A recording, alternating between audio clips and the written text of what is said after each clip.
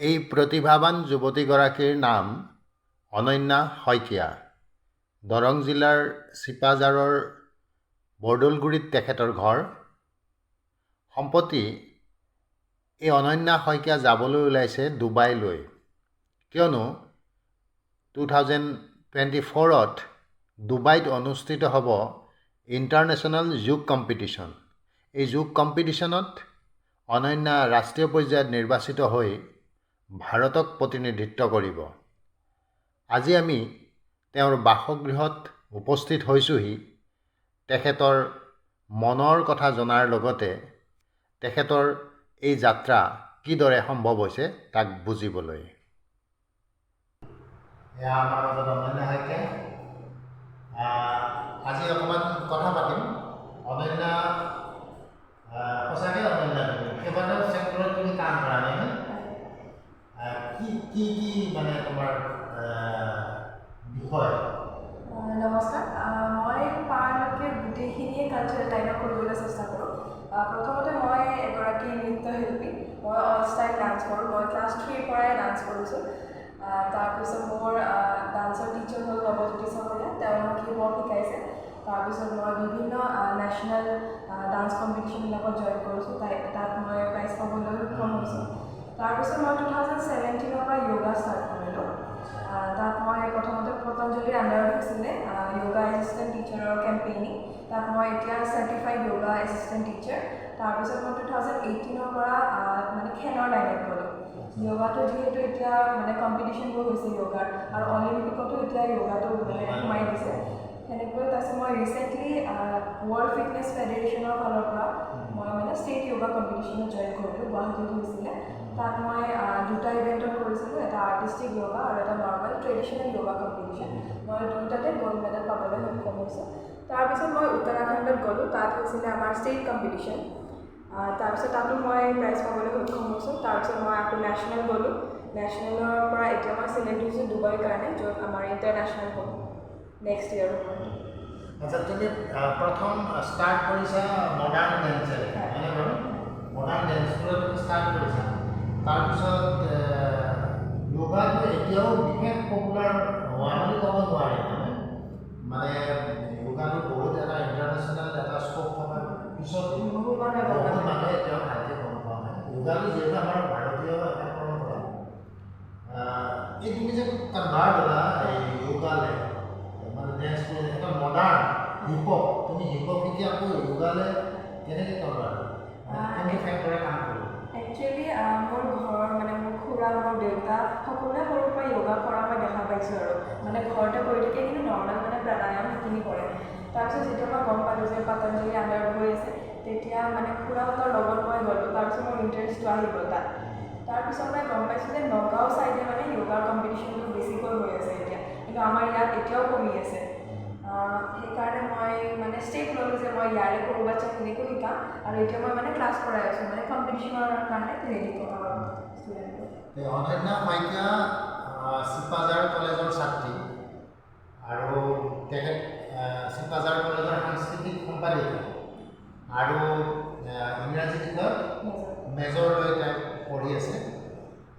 এটা কথা, ভাল লগা কথা যে বহু গাৰ্জেন বা বহু মানুহে ভাবে যে কেৱল পঢ়া শুনাটোৱেই মুখ্য, তাৰ লগে লগে বাকী যিবিলাক মনৰ যিবিলাক ইচ্ছা থাকে সেইবিলাক কোনোবা মুহূৰ্তত কিবা কণ্ডিশ্যনত ঢাপ খাই থাকে। কিন্তু অনন্যাৰ ক্ষেত্ৰত সেইটো নহয়, তাই মানে এটা মুকলিমূৰীয়াকৈ এনেকুৱা লাগিছে যে মুকলিমূৰীয়াকৈ যি ইচ্ছা কৰিব খুজিছে তেনেকৈ কৰিছে, আৰু ধুনীয়াকৈ এটা ফিটনেছত আছে। তুমি ছবিও আঁকা নাই? নাই, মই ছবি ডিপ্ল'মা কৰা আছে কলাগুৰু চিত্ৰকলাৰ ফালৰ পৰা। মোৰ ক্লাছ 8তে কমপ্লিট হৈ গৈছে ডিপ্ল'মা, আৰু তাতো মই এতিয়া এছিষ্টেণ্ট টিচাৰ হিচাপে আছোঁ ক্লাছটো। এতিয়া যে ক'লা যে এই ইণ্টাৰনেশ্যনেল য়োগাৰ কাৰণে কৈছিলে, ক'ত হৈছে? এইটো উত্তৰাখণ্ড, ৰুৰকি। নেক্সট ডুবাইটো। তাৰপিছত তোমাৰ এনেই গোটেই এই চেক্টৰকেইটাৰ ভিতৰত তোমাৰ মানে কোনটো বিশেষ ভাল লাগে? বোলে এইটো কৰি মোৰ বেছি ভাল লাগে। ডান্সটো মই চবচে বেছি ভাল পাওঁ, আৰু মই বিলিভ কৰোঁ যে ডান্সৰ কাৰণে মই কনফিডেণ্ট গেইন কৰোঁ। মই মানুহৰ লগত কথা ক'ব পাৰোঁ, যিহেতু মই ডান্সেৰে ষ্টাৰ্ট কৰা নাছিল, ডান্সৰ কাৰণে মোৰ ফ্লেক্সিবিলিটি আছিলে, সেইকাৰণে য়োগা ষ্টাৰ্ট কৰোঁতে মোৰ মানে প্ৰব্লেম জিমত গ'লে আগত নহয় জিমত গ'লে যিয়ে নহওক মানে কি ক'লোঁ মই তুমি এতিয়া ডেন্সৰ যিটো বস্তু এতিয়া তোমাৰ এখন ডেন্সৰ স্কুলো আছে মই ডান্স আৰু য়োগা দুয়োটাই ইয়াতে বৰ ধুনীয়া এইটো ৰুমত মানে অনন্যা এটা ৰিহাৰ্চেল ৰুম কৰিছে বা এখন স্কুল কৰিছে আৰু তুমি সঁচাকৈ সৌভাগ্যৱান তোমাৰ দেউতাই এনেকৈ এনেকুৱা স্পেচ এটা দিছে মানে হাইৱেৰ ওচৰতে গতিকে তোমাৰ স্কুল আছে কিমান ল'ৰা ছোৱালী আছে এতিয়া মানে কিমান ৰেঞ্জৰ মানে কিমান দূৰত্বৰ ল'ৰা ছোৱালী আছে মঙলদৈ আছে চিপাঝাৰ আছে আৰু তুমি তেনেকৈ বাহিৰত প্ৰগ্ৰেম কৰা ডেন্সৰ প্ৰগ্ৰেম কৰা এতিয়া তুমি ডান্সৰ স্কুলখন ডান্সৰ তাত তুমি কি কৰা কি শিকোৱা তাত মই অৱস্থাই শিকোঁ মানে বিয়াৰ মানে কি বিয়া যোনবোৰ অকেজনত মানে নাচিব লাগে সেনেকুৱা ষ্টাইলৰ শিকাওঁ যেনেকৈ গৰবা গুজৰাটী গৰবা তাৰপিছত মই বিহুৰ সময়ত বিহু শিকাওঁ তাৰপিছত এতিয়া পূজা হৈ আছে যিহেতু পূজা ৰিলেটেড কৰিঅ'গ্ৰাফিবোৰ কৰিছোঁ সেনেকৈ আমাৰ মানে ডান্স পাৰফৰ্ম কৰিব মাতে সেনেকৈ গোটেইখিনি গ্ৰুপে কেনেকৈ যায় তুমি ক'ত পাৰফৰ্মেঞ্চ কৰিছা মই শিৱসাগৰত কৰিছোঁ তাৰপিছত মই গুৱাহাটীত কৰিছোঁ আৰু আমাৰ লোকেল ইয়াতে কৰিছোঁ চিপাঝাৰত আৰু স্কুলখন যে চলাই আছে তুমি কেনেকৈ চলাই আছা একচুৱেলি সকলোৱে য়োগা বুলি কওঁতে মানে এতিয়া ইণ্টাৰেষ্টটো যিহেতু বাঢ়িছে য়োগা বুলি আহে তাৰপিছত যে গম পায় য়োগাত এটা ইভেণ্ট আছে য'ত আৰ্টিষ্টিক য়োগা বুলি কয় তাত মানে ডান্স প্লাছ য়োগা দুটা লাগে সেইকাৰণে বাচ্ছাখিনিক মানে য়োগাৰ লগতে ডান্সো শিকায় য়োগাটো একচুৱেলি আমাৰ বহুত মানুহে নাজানে যে য়োগাটো বেলেগ বিষয় বুলি ভাবে কিন্তু য়োগাৰ যিটো উপকাৰিতা কেনেকুৱা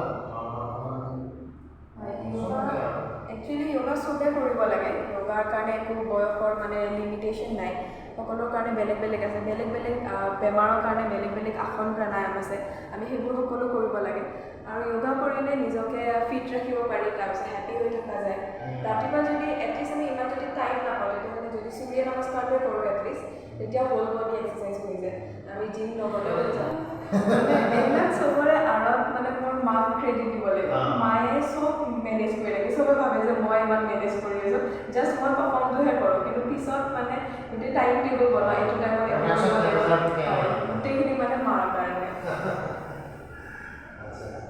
আৰু তোমাৰ দেউতা আছে পৰিয়ালৰ মোৰ বা আছে মা দেউতা এটা সাংস্কৃতিক মাহলত জন্ম হোৱা অনন্যা আচলতে অনন্যাৰ বৰদেউতাক খুৰাক দেউতাক এটা পৰিৱেশৰ মাজত বৰ সুন্দৰকৈ ডাঙৰ দীঘল হোৱা ছোৱালী আৰু ধুনীয়াকৈ পঢ়া শুনাৰ লগতে এই গোটেই বিষয়টো আগুৱাই লৈ গৈ আছে আমি শুভেচ্ছা জনাইছোঁ অনন্যা তোমাৰ কালচাৰেল জিন্দগী বা তোমাৰ এই লাইফটো সুন্দৰ ভাল আৰু কাম কৰিবলগীয়া আছে গতিকে তুমি আগুৱাই যোৱা আমি বহুত মানে সৰু চেকআপ এটা আহিছোঁ ইমান আমাৰ ইনফ্ৰাষ্ট্ৰাকচাৰটো ঠিক নহয় তথাপিতো আমি যিখিনি আজৰি সময় পাওঁ সেই আজৰি সময়খিনিত এনেকৈ অকণমান মানুহৰ ওচৰলৈ যাব খুজিছোঁ কোনে ক'ত কি কৰি আছে কেনেধৰণে কৰি আছে কাৰণ মানে